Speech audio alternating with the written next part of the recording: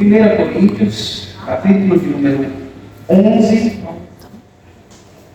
a carta de Paulo aos Coríntios, capítulo de número 11, nós iremos fazer a leitura a partir do verso 2.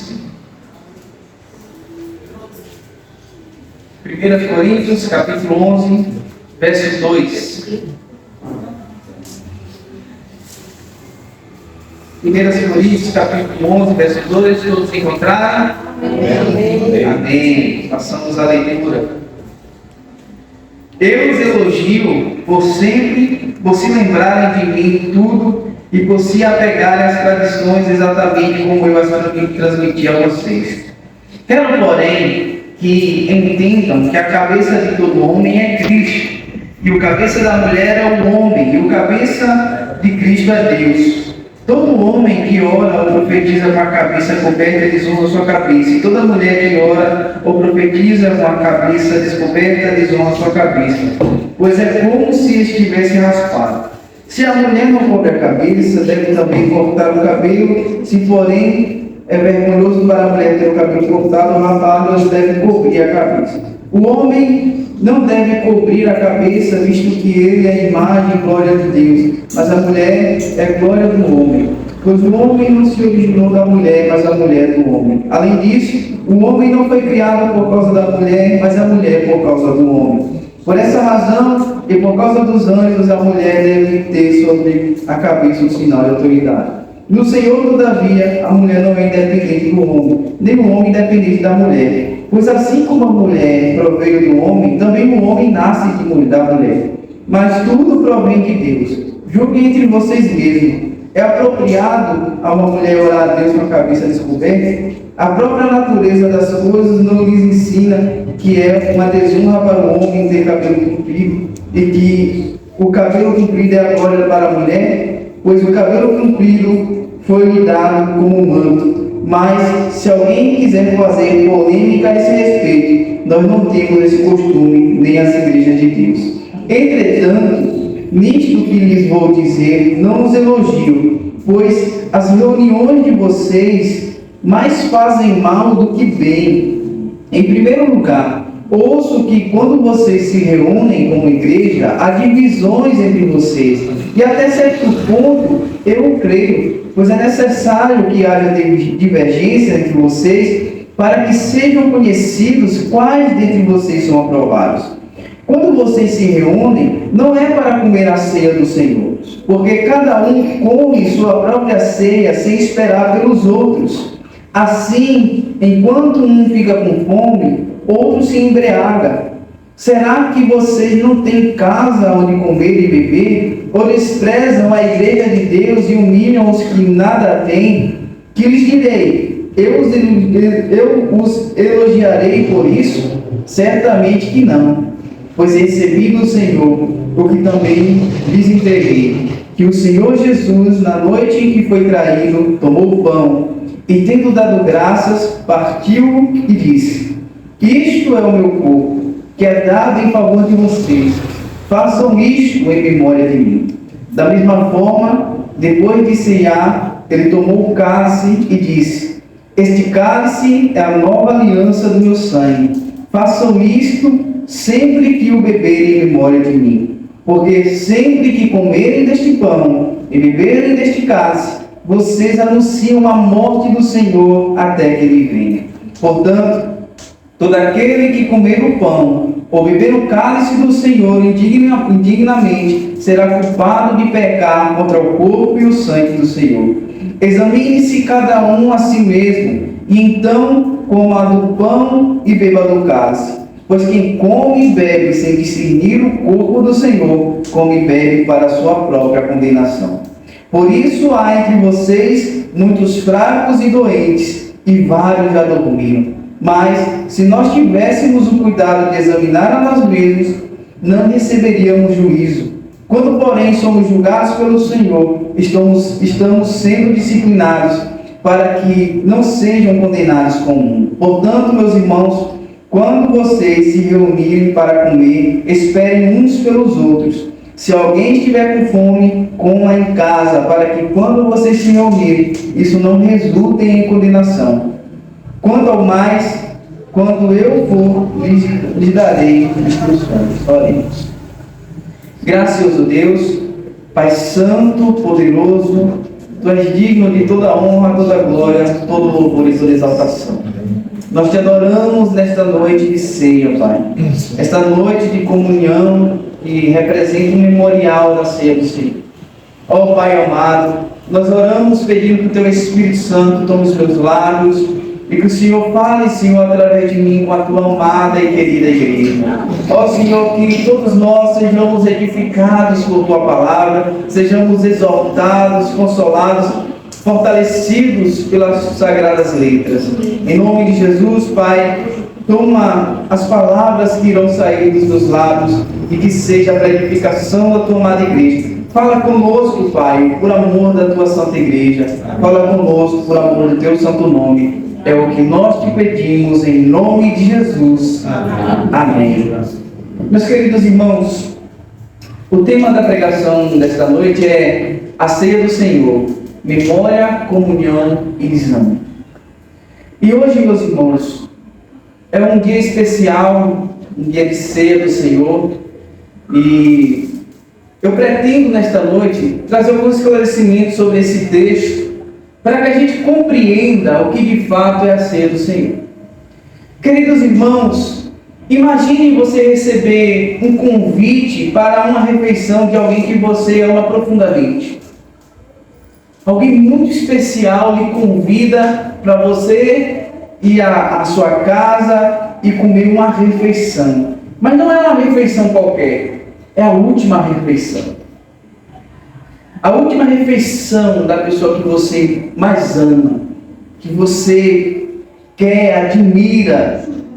Cada palavra, meus irmãos, cada gesto, cada olhar teria um peso eterno, teria um peso profundo, porque é a sua última ceia com aquela pessoa que você ama.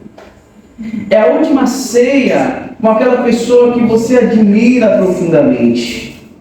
Você, meus irmãos, vocês não estariam ali apenas para comer, estariam ali para lembrar dos momentos que viveram juntos, estariam ali para amar e para refletir em cada momento.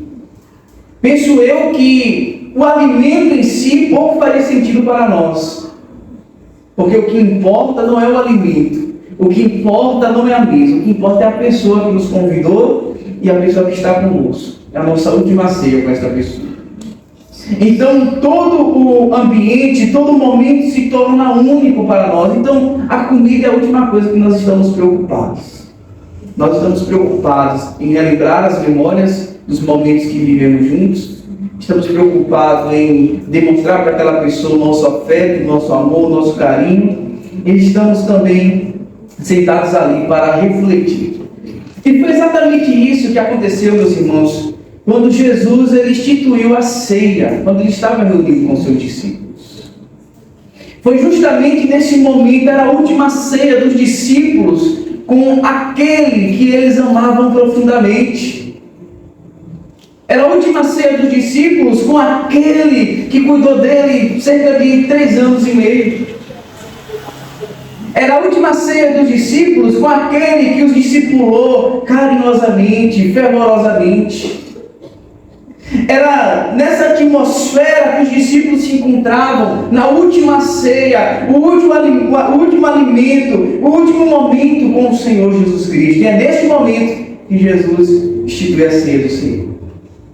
E aqui, meus irmãos, não foi apenas um ritual religioso, mas foi um memorial vivo, um momento sagrado de comunhão, de arrependimento, de renovação espiritual. Mas o que acontece, meus irmãos, quando algo tão santo, algo tão precioso, algo tão maravilhoso se torna apenas um hábito? Quando nós nos reunimos simplesmente para fazer porque temos a obrigação de fazer. O que acontece quando um símbolo perde o seu significado? perde de fato a sua importância. Quando participamos da mesa sem perceber quem está sentado à mesa conosco. Quando não há mais reflexão. E é justamente, meus irmãos, essa tensão que nós vamos tratar aqui no texto de 1 Coríntios capítulo 11. Esse texto nos confronta hoje. Hoje nós vamos entender, meus irmãos, que a ceia do Senhor não é apenas um momento da igreja, é um espelho da nossa alma diante do nosso Deus. É isso que nós vamos entender, irmãos.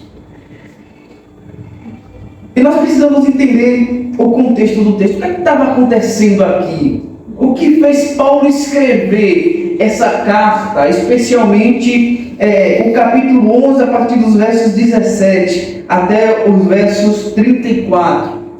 O que estava acontecendo? Por que Paulo escreve essa carta? E por que é que parece ser tão duro? Porque, como eu fiz a leitura no começo, Paulo começa elogiando aos coríntios, no verso 2 do capítulo 11. Ele diz: eu os elogio por se lembrarem de mim em tudo, por se apegarem às tradições exatamente como eu as transmiti. Mas de repente parece que faz uma viravolta. E aí no verso 17 ele diz: entretanto, todavia, nisto que lhes vou dizer, não os elogio, pois nas reuniões de vocês mais fazem mal do que bem. A carta, meus irmãos, como eu já falei, foi escrita pelo apóstolo Paulo. A igreja de Corinto, uma comunidade que estava ali marcada por divisões, que estava marcada por orgulho, que estava marcada por desigualdade. Quando celebravam uma ceia, os ricos comiam primeiro em abundância, se fartavam, se alimentavam bem, e os pobres ficavam com fome, ficavam desassistidos. Havia egoísmo ali naquela igreja, em vez de comunhão, em vez de companheirismo, em vez de unidade. O egoísmo estava tomando conta da vida daqueles irmãos. Uns comiam demais, outros comiam de menos, e não havia comunhão, não havia ordem, havia egoísmo, meus irmãos. O momento sagrado da ceia do Senhor, aquele momento profundo que era para nos relembrar, que era para relembrar aqueles irmãos a Jesus Cristo, se tornou um momento comum, um momento qualquer. Eles haviam perdido o sentido da ceia. Eles haviam perdido a essência da ceia estabelecida por Cristo.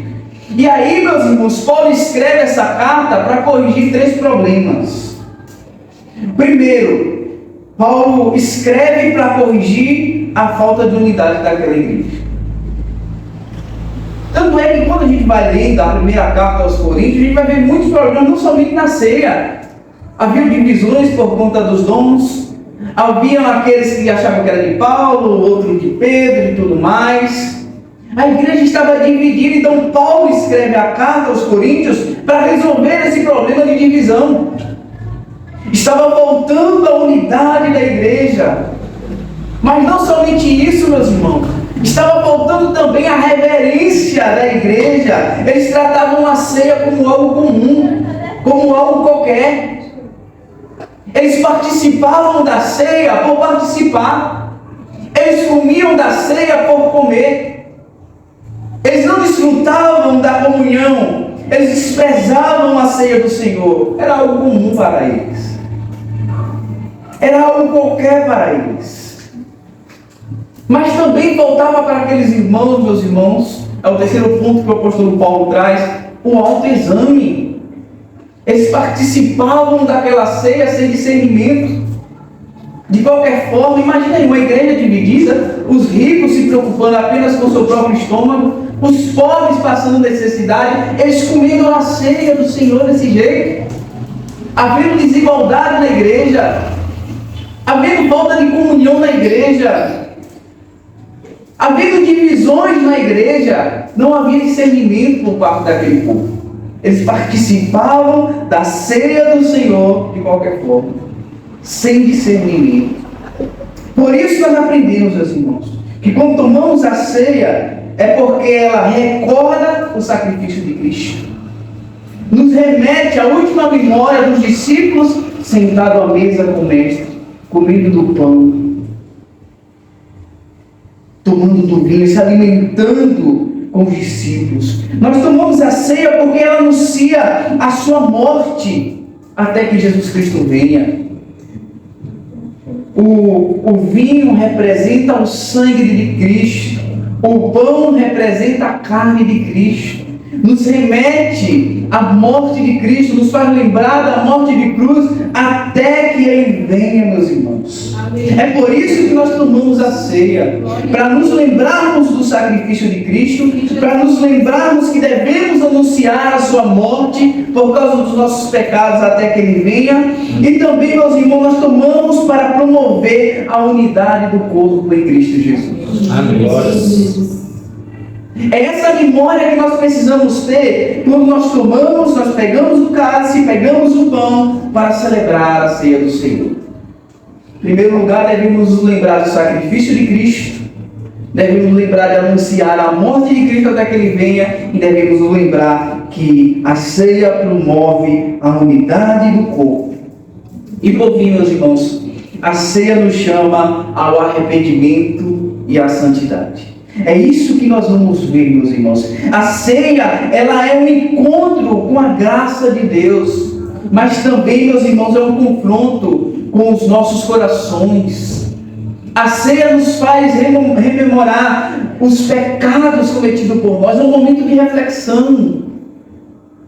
Nos faz lembrar da graça majestosa de Cristo e nos faz desfrutar dessa comunhão com a igreja do Senhor. Então o tema central desta pregação hoje é a ceia do Senhor exige de nós, meus irmãos, memória reverente, comunhão verdadeira e exame sincero. E é isso que nós vamos ver nesta pregação de hoje. A primeira verdade que Paulo nos traz é que a ceia, ela é um memorial do sacrifício de Cristo. Ele nos fala isso dos versos 23 ao 26. Veja o que é que nos diz o texto.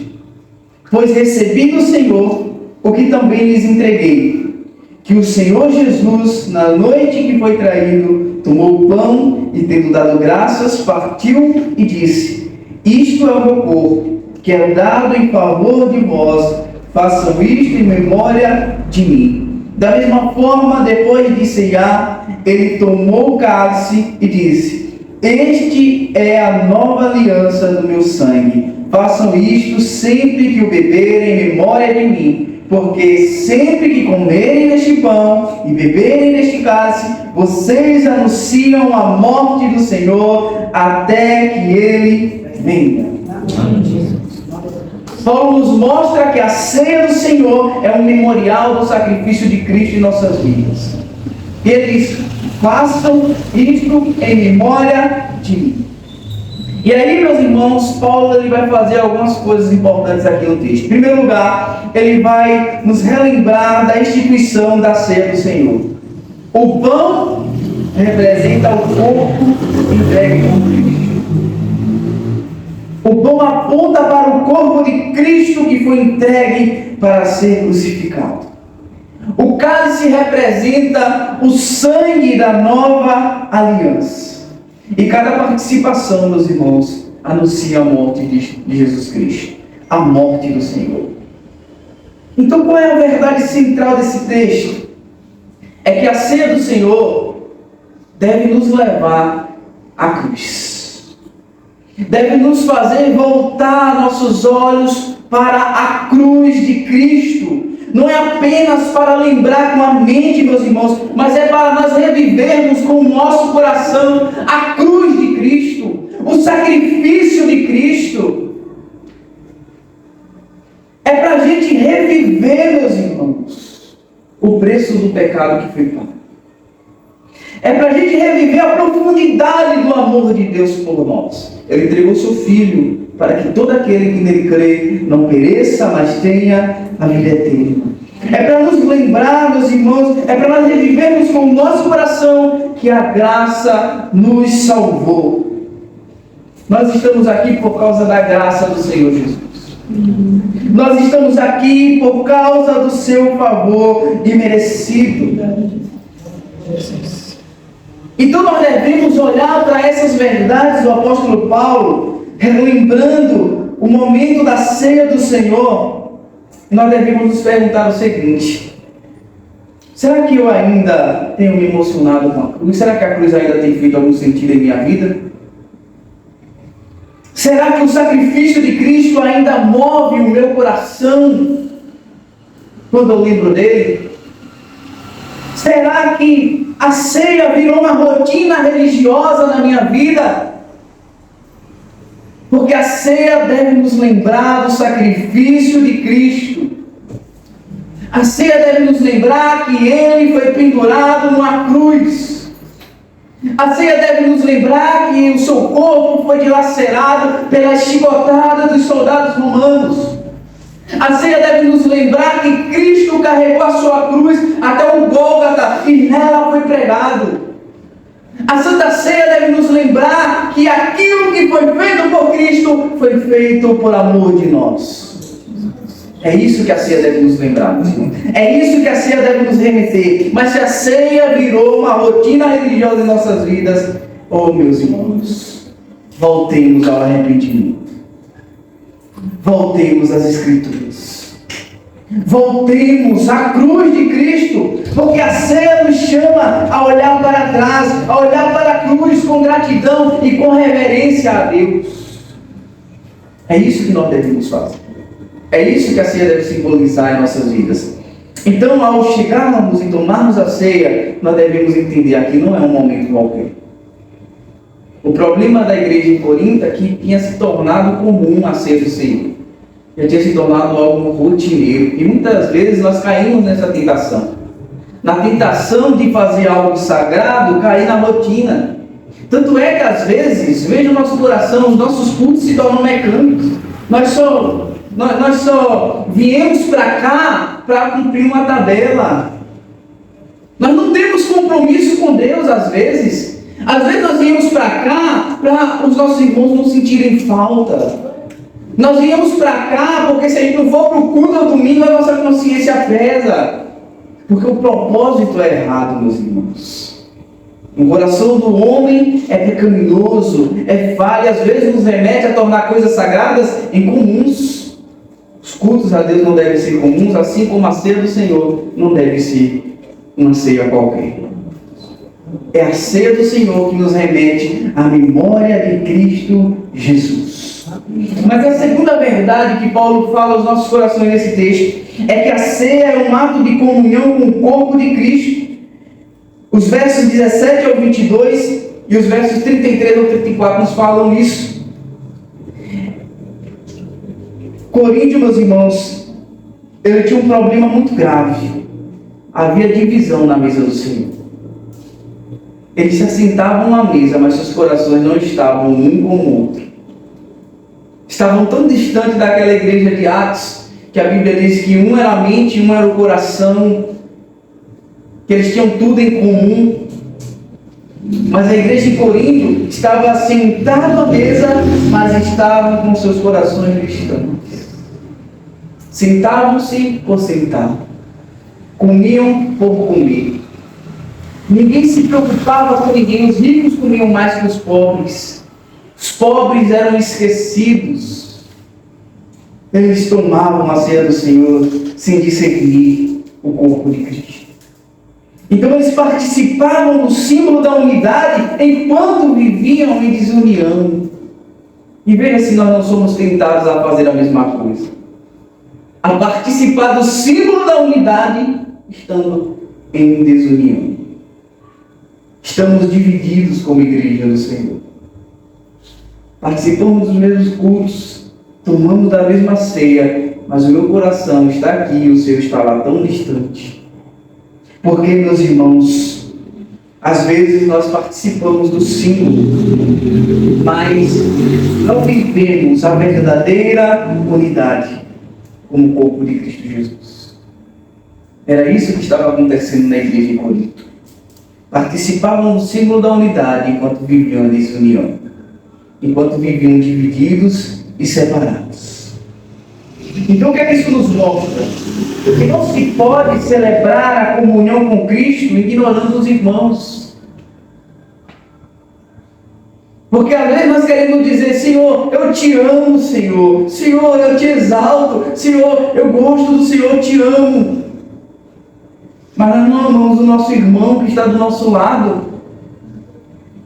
Então como é isso? Como é que a gente pode amar alguém que a gente não vê e não amar o nosso próximo que nós vimos? Essa é a pergunta que a Bíblia faz para conosco. E era isso que estava acontecendo na igreja em Corinto. Participavam do símbolo da unidade, simplesmente por participar, mas não tinha compromisso nenhum com a ceia do Senhor. Porque, meus irmãos, não se pode celebrar a comunhão com Cristo ignorando o irmão. Não se pode participar da comunhão com Cristo ignorando a mesa do Senhor. Não se pode participar da comunhão com Cristo sem eliminar o orgulho. Não se pode celebrar a comunhão com Cristo sem destruir as barreiras que nos impedem de nos relacionarmos. Não se pode, meus irmãos, celebrar a comunhão com Cristo sem ser igualados pela graça de Deus.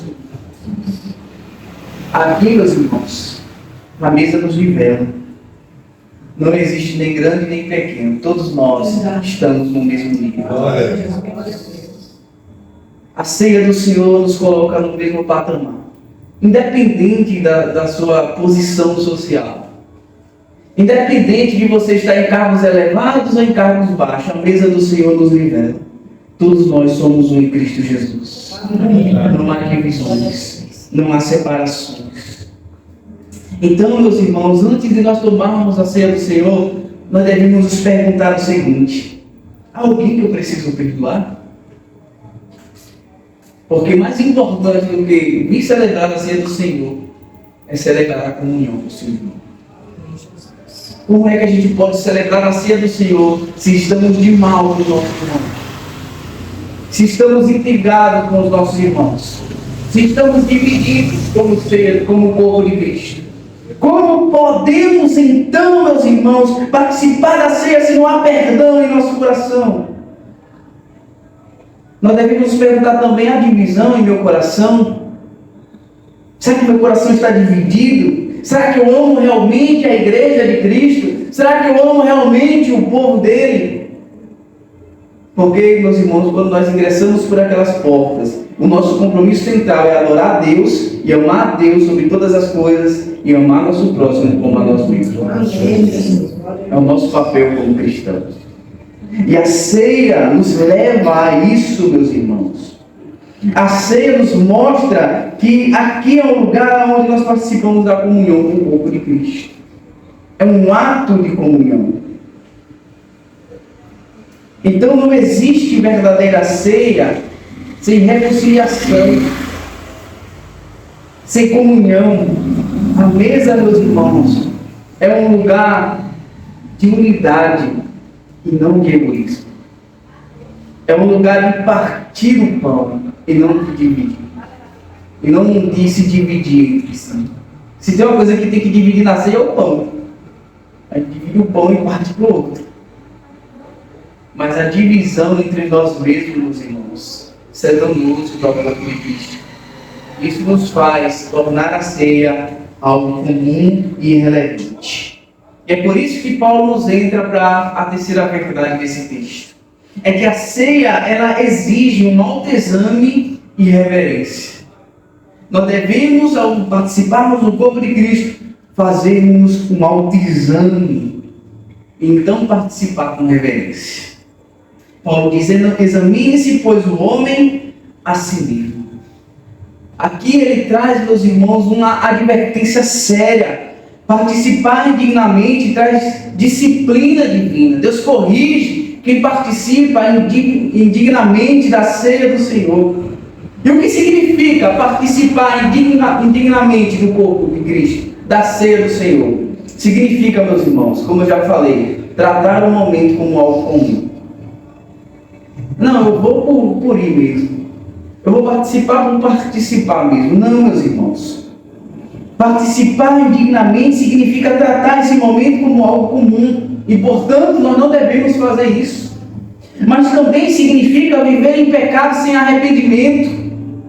Nós precisamos nos arrepender dos nossos pecados. E o que é arrependimento? Arrependimento não é somente ficar triste por pecado. É também ficar triste por pecado. Mas meus irmãos, mudar de atitude. É mudar de vida, metanoia, mudança de mente, de mentalidade. E essa mudança de mentalidade nos leva inevitavelmente a uma mudança de comportamento. Esse é o arrependimento verdadeiro. É morrer para os seus pecados e viver para Deus. É isso, meus irmãos, que significa participar dignamente da ceia do Senhor. É viver em pecados deliberados sem arrependimento. E é também, meus irmãos, participar sem discernir a santidade do que representa a ceia do Senhor. Aqui, meus irmãos, é um momento sagrado. É um momento que remete ao sacrifício de Cristo. Então não deve ser tratado como uma coisa qualquer. É a ceia do Senhor.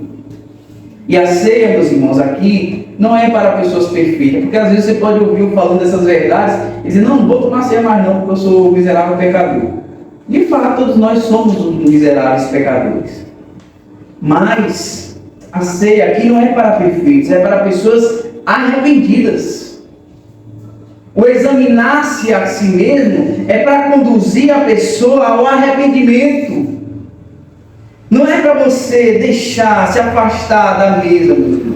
O exame não é para isso. O exame é para nos levar para a cruz antes de chegarmos à mesa de Cristo.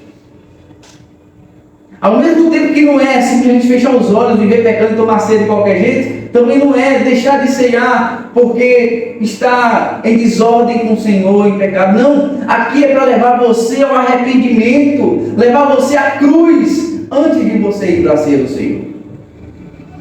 Nós precisamos, meus irmãos, fazer sempre esse exercício de autoexame antes de tomarmos a ceia do Senhor. Se estamos intrigados com os nossos irmãos, precisamos pedir perdão aos nossos irmãos e vir a ceia do Senhor. Então, nós devemos nos perguntar o seguinte: meu coração está limpo diante de Deus? É o autoexame. Como é que está meu coração diante de Deus? Há pecados ainda não confessados? Estou vivendo em submissão a Cristo? Essas perguntas nos levarão inevitavelmente à cruz. E se de fato precisamos nos arrepender, meus irmãos, a cruz é o melhor lugar. É a cruz de Cristo, meus irmãos. A ceia, meus irmãos, ela é um momento de quebrantamento. É um momento que todo o nosso orgulho é jogado ao chão para que a imagem de Cristo apareça em nós. Para que a verdadeira comunhão floresça no nosso meio. Então, meus irmãos, para concluir, a ceia é um encontro que transforma totalmente as nossas vidas. Que nos faz lembrar daquele nosso amigo Jesus Cristo na última ceia. Que nos faz valorizar cada momento da ceia do Senhor junto com os nossos irmãos. Que nos faz anunciar o Evangelho de Cristo até que Ele venha, que nos faz nos reunir aqui em comunhão. A ceia do Senhor, meus irmãos, é um olhar para trás, um olhar para a cruz de Cristo, mas também é um olhar ao nosso redor, olhar para os nossos irmãos. E por fim, é um olhar, meus irmãos, para dentro do nosso coração e um olhar para frente, para voltar para Jesus Cristo. Quando nós tomamos o pão e o cálice, nós lembramos que fomos comprados pelo sangue de Cristo, que fomos renovados na nossa comunhão com Deus e que reafirmamos a nossa esperança eterna com Cristo Jesus. Então, meus irmãos, hoje a mesa do Senhor nos faz uma pergunta profunda: como nós estamos nos aproximando da cruz? Como nós estamos nos aproximando dessa ceia? Que nunca participemos da ceia por costume. mas que nós venhamos participar dessa ceia com quebrantamento verdadeiro no coração. Amém, meus irmãos?